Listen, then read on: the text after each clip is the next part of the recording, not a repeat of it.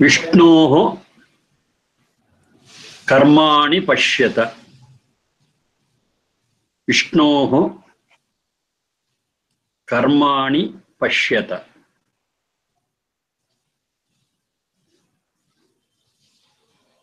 Yato vratani paspashe. Paspashe.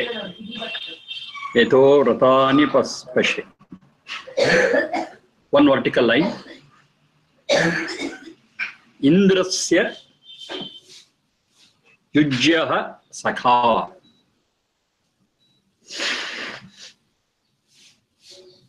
Indrasya yujyaha sakha.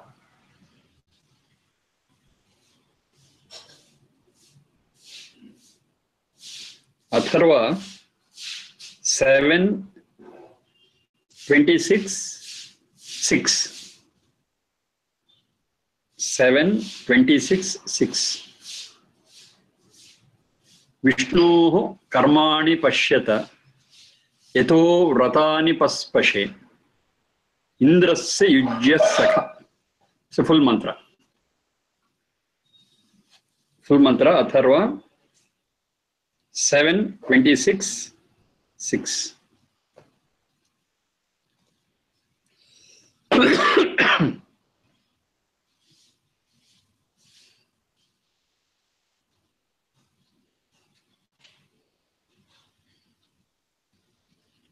Vishnoho karmani pashyata yato vratani paspashe indrasya yujyaha sakha. 2 lines. Atharva 7:26:6.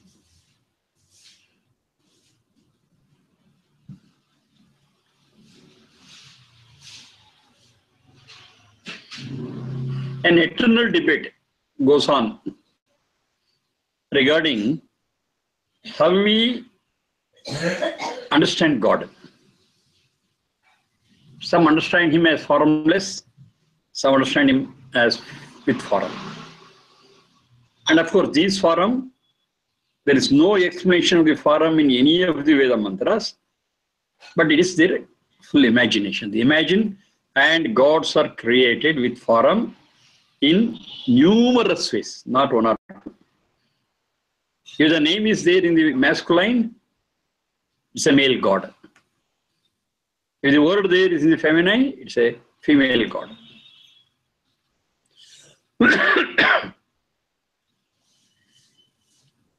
So in the tradition, the orthodoxy, they are not satisfied even with 3 crore gods. 3 crore gods they have created.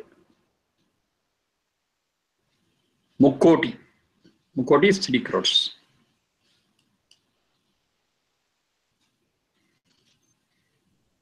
Now, this mantra, when rightly understood, it puts a stop to that argument whether God is with form or without form. Those who are for form, they got 2 very strong arguments for idol worship. Number 1. They say we need an idol for concentration. That's one argument. But this argument is very fragile. Because concentration is called as ekagrata.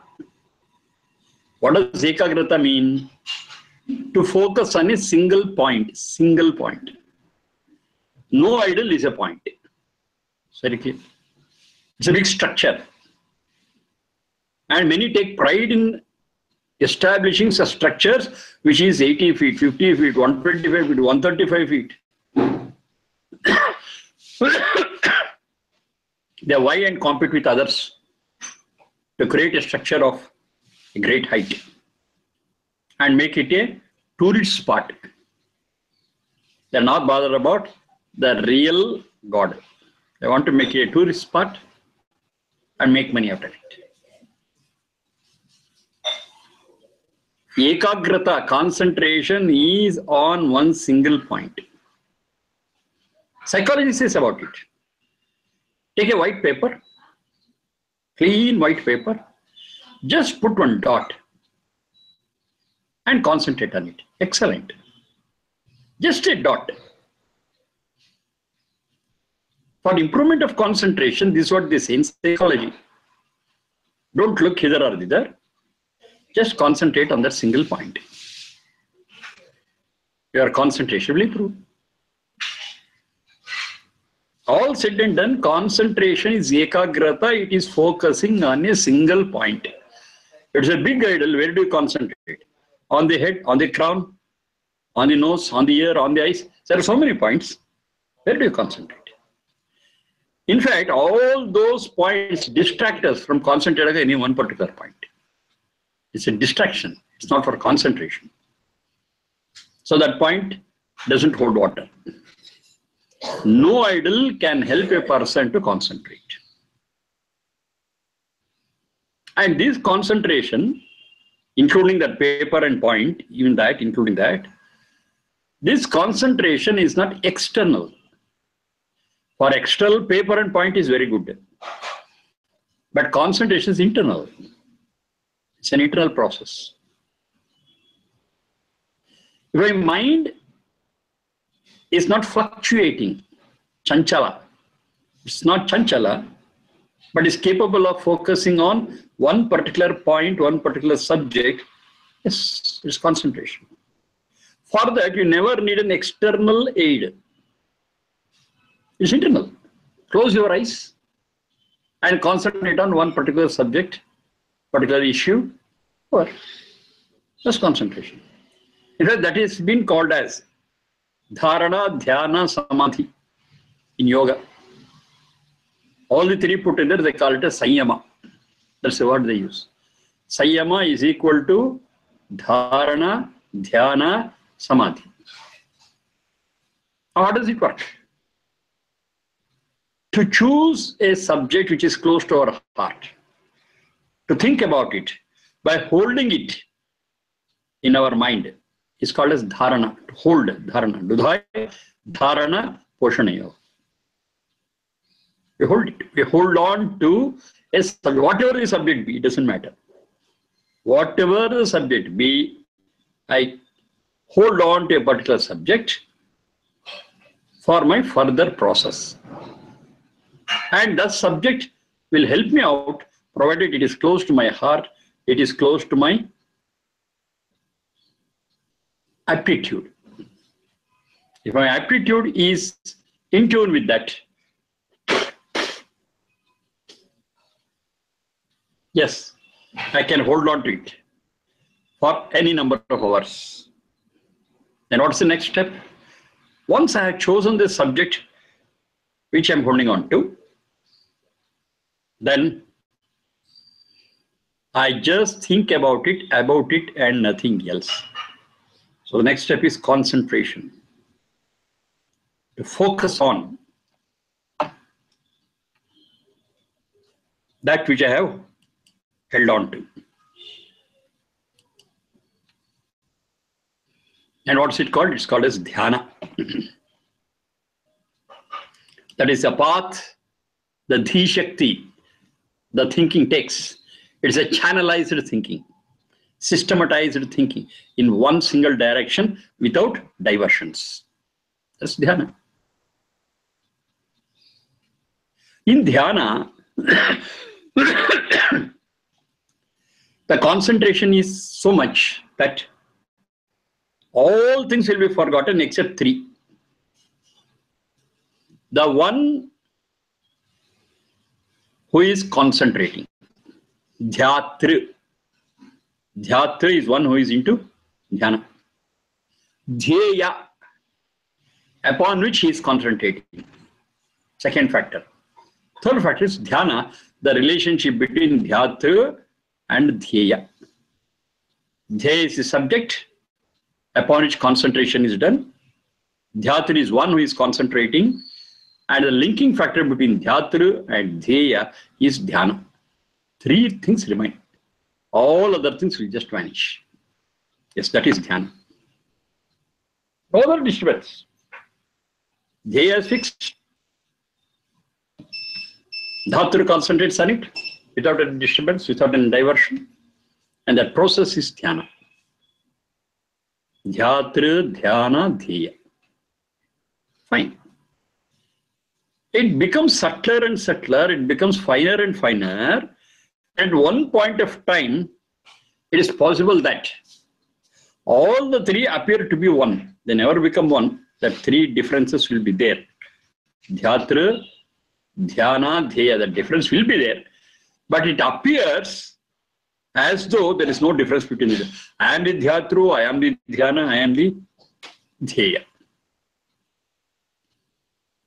They all appear to merge in one another. In reality, they don't merge.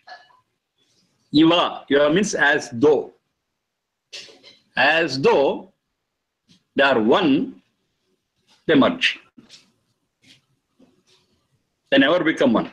But it appears that they have become one. And that is called a samadhi. Dharana, Dhyana, Samadhi. See Sayama. Now, do we need any external aid to achieve this? Definitely not. We close our eyes. Of course, we don't have lids to cover our ears. But once I turn in, I will not be able to hear anything.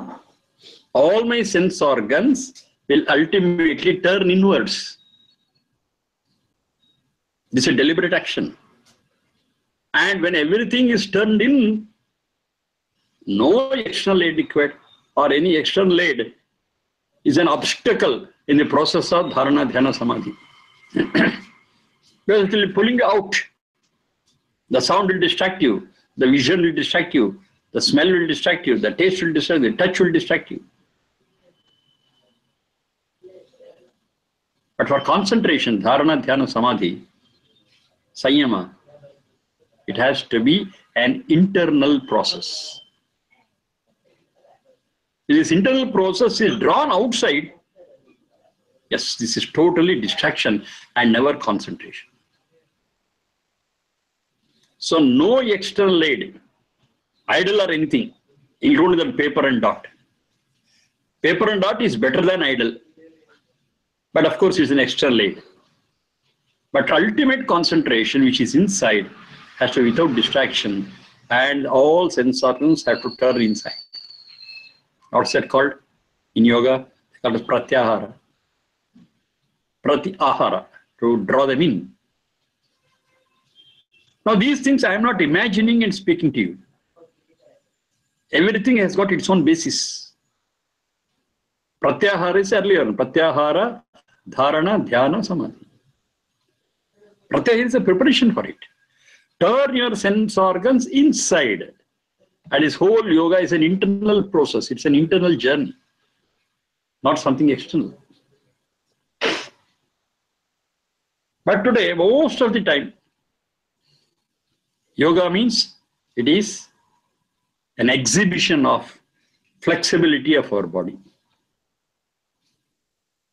And just sit down, close your eyes, do some dhyana, do some pranayama, that's yoga. No. Of course, they are part of yoga, I agree.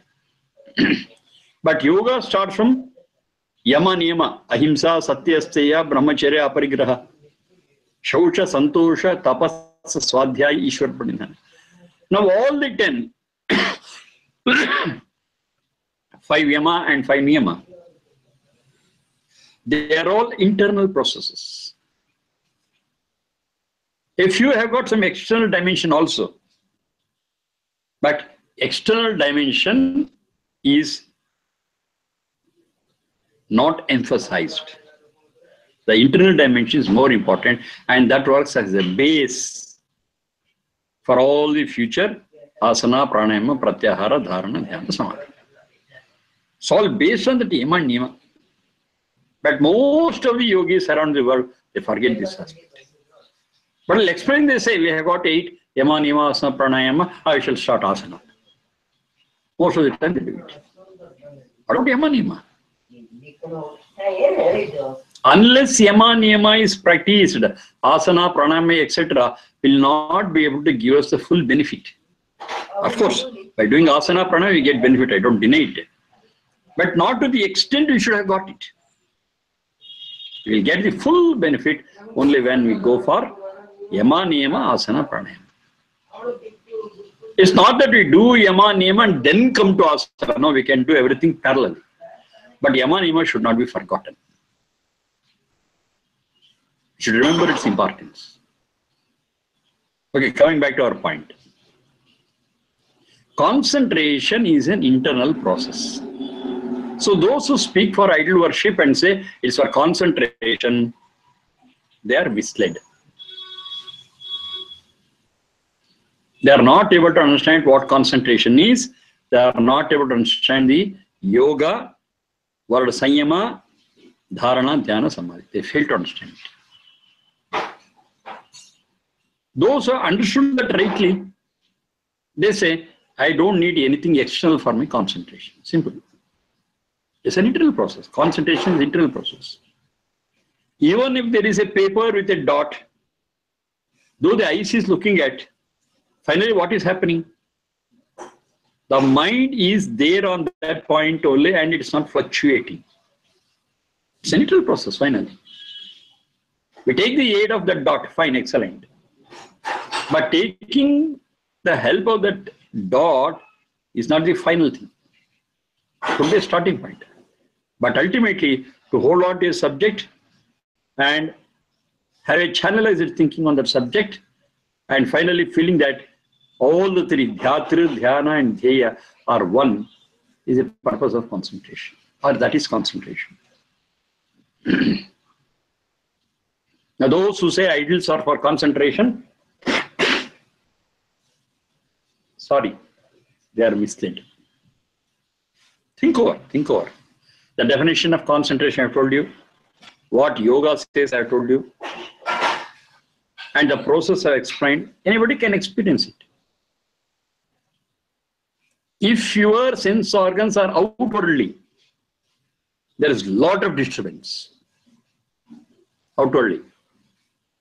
Any light, any shape will attract you. Any sound will just pull you that side. Any smell will pull you this side. Any taste will draw you towards it. Touch, of course, will disturb you very much. Because all our sense organs are outwardly. For concentration, what we need is an inwardly process. So that inwardly process, if it has to happen, these external tools, these external objects have to be eliminated. As simple as that.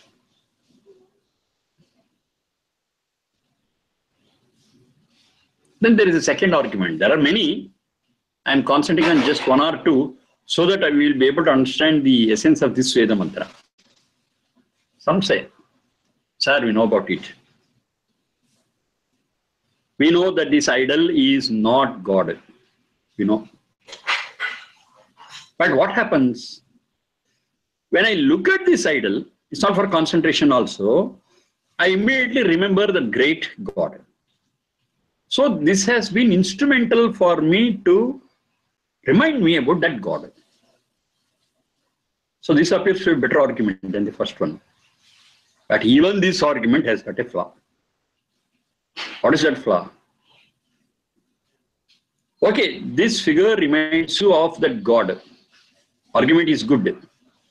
But more than that, really what happens is, it reminds us about the sculptor who has created that idol. How fine it is. So who made it? It's a sculptor. It's sculpted by him. So it's a product of a human creation, and immediately our mind goes to its beauty and the skill of the sculptor, rather than going to God. Anytime it happens, go to a temple, see the statue. Oh, how wonderful is God. No, it will not come to our mind. How well this idol has been sculpted. So our mind gets distracted towards the sculptor rather than God. But this point is correct. When I look at it, we remember God. That point is right. But that should not happen through the idol. It should happen in a totally different way. Look at that and remember God. Even here in the form of an idol, okay, it may be an idol of stone or mud or wood, bronze, silver, gold, whatever it may be. If it is possible for us to transcend the structure what you are seeing, it speaks about, okay, this is a structure, this is God, replica of God. Our whole concentration, our whole understanding will be about the shape and size of the idol. But if we think deeply, we will not see the idol. Say it is a golden idol. I'll not be seeing that golden idol. I'll think about the gold which is not manufactured by the sculptor. Gold is a basic material which is created by God. God had not created gold. I cannot create a golden idol. I cannot create an idol in stone. A stone had not been created. You see, this point we miss when you look at the idol. We look at the idol, look at the stone idol, we try to remember God, but indirectly we'll be remembering the sculptor. If you have to remember God, then you should not look at the sculptor or a sculpture. You have to concentrate on the raw material and the creator of that raw material. Wood, did we manufacture? Did we create? Can we create? No. That's God's gift. Mud, God's gift. Silver, God's gift. Gold, God's gift. Iron, God's gift. Stone, God's gift. You see? Because that gift was there, I could do something. So when something is done, when that is used to remember God, most of the time we miss God, but we remember the sculptor well. And experiment, you can experiment. How many times? We have seen a lot of idols.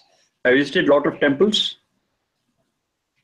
How many times, after looking at the idol, we have really remembered God, who is the cause for creation of the gold or silver or stone or wood? If I'm right, not even once. We are carried away by the beauty of the sculptor, the skill of the sculptor, the beauty of the idol. And finally, we mislead ourselves saying that this idol itself is God. Because it's so beautiful, so heartening, so attractive. To make it more attractive, they put upon it so many jewels, dresses, and make it more and more attractive. All this is external, but never we have really remembered God by looking at the idol, saying that the stone, what is there, is prepared by God. That's a great contribution. The wood, what is there, is created by God. That's a great contribution. Have you thought like that? To be honest, no. To be honest, no. So this very idol, saying that through that we remember God, is also, if I'm allowed to use this word, it is self-cheating. We cheat ourselves. Now this mantra says, if you want to really remember, if you want to really think of God, see His creations. See His creations. Not the secondary creation done by a sculptor or an artist or a skilled person. Using His creation. Stone is His creation. Mud is His creation. Wood is His creation. Upon that this fellow has created, this is secondary creation. Don't remember God by looking at the secondary creation, because there's an interference of a person which will distract us. Look at the very basic creation of God and remember Him. Excellent, no disturbance at all. Why do you need a secondary creation? That's a question this mantra is. Vishnoha karmani pashyata. Pashyata, drishir prekshane. Look at it. It's not just seeing, observe it. Prekshane, to observe. To see is different, to observe is different. Observe closely. Which you want to observe? What is it you want to observe? Vishnoha karmani. The works of Vishnu. Omnipresent. Omnipresent Vishnu is everywhere and I can see His creation everywhere, inside you and outside you. Where His creation is not there. And the one who identifies it is not His creation, that is His Satchit. That's our Atma. This Satchit can experience, can see the creation of God everywhere. Look at a tree. Is that wonderful? Just look at a span of trees. 100 trees you see. One tree is not like another tree. Maybe in height, maybe in color, maybe in the structure of the leaves, maybe in the structure of the flowers. And the seasons according to which they bloom. Wonderful things. Wonderful. Have you observed it? It's a straight creation of God. Vishnoha karmani. They are all deeds of Vishnu. You want to see hills, mountains? Oh, wonderful. How wonderfully it's created. Can I and you dig and pile up a big heap of mud to create a mountain? The only challenge for us is Himalaya. It's impossible. It's impossible. You find it difficult, you want to climb to the top of Himalaya. Forget about creating it. Are you not able to remember God when you look at Himalaya? A mountain, a hillock. And it's a stone, a rock. Look at it. How wonderful it has been created. Who created it? It's not me, it's not you. It's our Satchidananda. That's God's creation. Look at it. We'll immediately remember without any obstruction. There is no sculptor. There's no anything in the middle. Straight you remember God. Look at a small leaf. Small leaf. Lot of wonders are there in it. It's green in color. There's got chlorophyll in it. It gets all its sustenance from its roots. Roots are within the soil. Gathering all these things. The leaf attracts light, sunlight. Combining all those things, it creates food. Wonderful process of photosynthesis.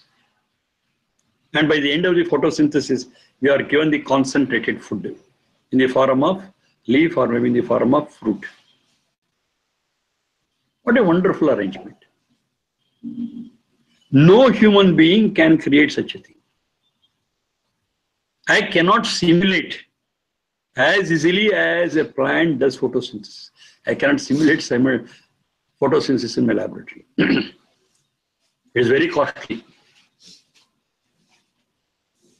Now, what is the relationship between the trees and other creatures? They throw out oxygen.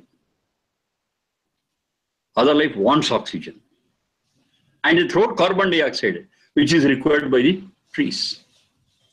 What a wonderful complementary arrangement.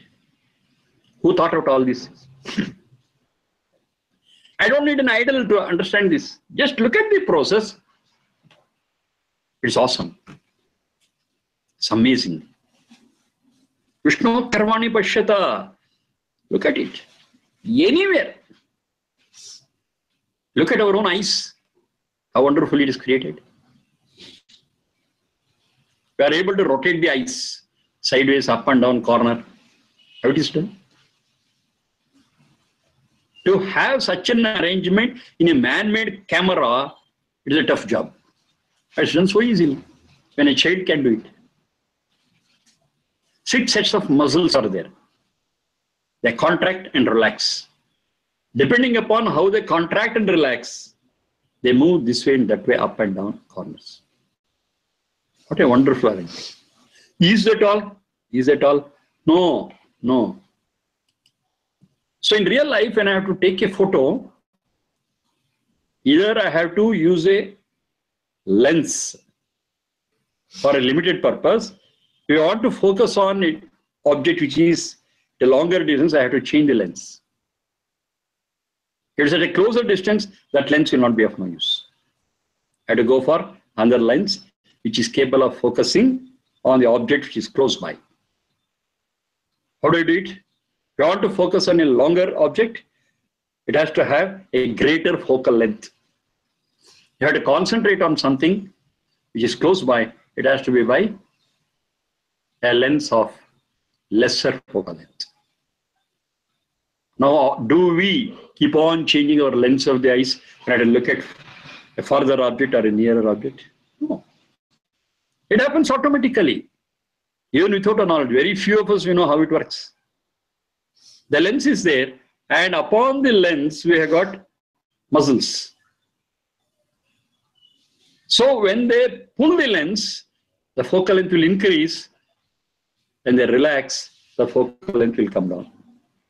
So the same lens, that arrangement of relaxing and pulling, yes, we are able to focus on an object which is far off or which is close by. One single lens will do the whole job. What a wonderful arrangement. It is so wonderful.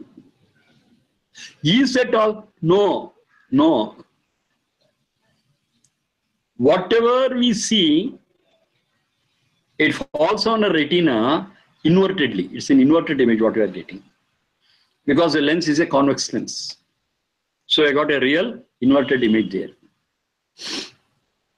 And that retina is sensitive enough to carry the impulses to the brain. And all the impulses carried as it is, and the brain receives all the impulses in an inverted way. But the whole world, we are not seeing topsy-turvy, we are seeing it right. So who does it? It's a brain which converts all the impulses, all the data what it receives, and makes it topsy-turvy, and we get everything right. Now, for this to happen, the structure of the eyeball is very, very important. If the eyeball is more elongated than required, the image will fall before the retina.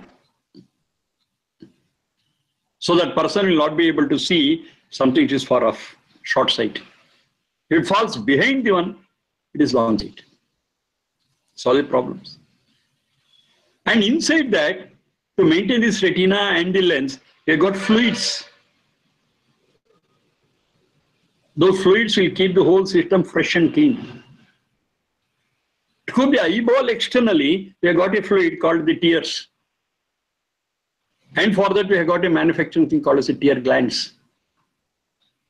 And to see that the tear glands continuously pump out a tear to keep the eyeballs wet, we blink. What a wonderful arrangement. Are you not able to understand God through these things? If you are not able to see God through these creations of His, you can never realize God in any other thing. They're so wonderful. So wonderful. Live, dynamic, useful, utilitarian. Every creation of God is like that. If you go to the way how the ear works, story is different. How the brain works, it's so wonderful. How the memory works, it's again wonderful. Whatever you see, place your finger on anything, the final analysis is wonderful, amazing. When it is possible, as it is, to know God direct, why intermediary things? Vishnu karmani pashyata. It means directly. See the creations of God. Look at a river flowing. What a wonderful thing. It flows to a downward place. From upward to downward is the movement of the river. Who established that system? Gravitational force. And finally, all the rivers go and merge with the ocean. Then what? All the rivers should have been empty. But that won't happen. Have joined the ocean, they evaporate, create clouds, move away, rain, and again the rivers are full. They flow. Who arranged the cycle? Are you not amazed by this? Have you really looked at it? Have you really tried to understand how the process is? No. We are happy with the yacht-cheating in rivers. That's fine. I'm not against it. But at that time, we should be able to understand who created this river and how it functions, how amazing it is. It's a great gift given to us by God.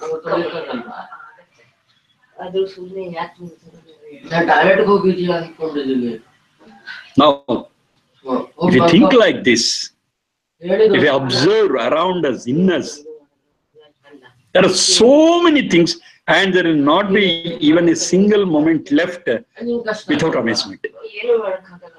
All moments become amazing, awful, wonderful. This experience of a person who is able to see God everywhere through his own creation, not a secondary creation. Now imagine this with an idol. If you look at an idol, you will remember God only when you look at an idol. That is conditioning. But a person who has trespassed it, has gone beyond it, can see God anywhere, in any creation of God. Even in a speck of dust to a very big mountain. He is able to see God. That means he is able to remember God. And all this is possible only when God is infinite and very, very subtle. Not otherwise this thing. So you'll be able to understand God rightly. And it's not an idol with limitation. It's a very great force within which the whole world is. And it is in everything. Tadantarasya sarvasya tadu sarvasyasya bahyatah. I studied this mantra from Yajurveda. Everything is in it, and it is in everything.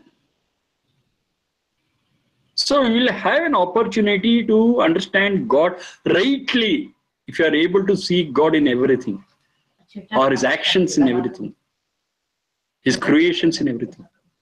They are all well balanced. They are all so well systematized.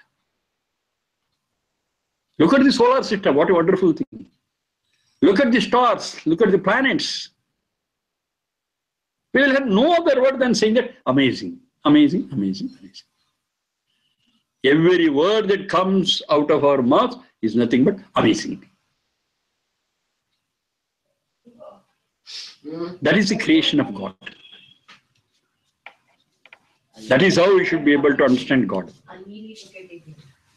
It's not just an idol locked between four walls. We will not be able to remember God through that. We may remember the sculptor, may remember the person who has built that temple, church or mosque, but not God. God has to be understood through his own creation, first hand. And there is lot. Turn around. All the 360 say God is creation. Look up, look down. Get in. Lot of things are there. And that is the way we are able to understand God, and that is the way we are amazed at his creation, amazed at his skill.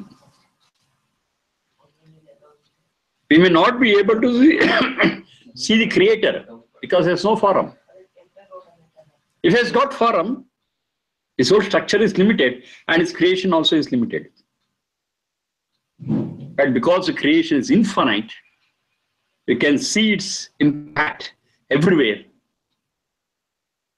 God too is infinite. Because it's infinite, it cannot have a form. Doesn't matter. We may not be able to see through our sense organs. Appreciate God through our sense organs. Doesn't matter. We are able to appreciate His creation. Look at it. Vishnoha karmani pashyata. Look at its creations. It's infinite. It is in the micro form. It's in the macro form. Micro to macro. Anywhere you can see it.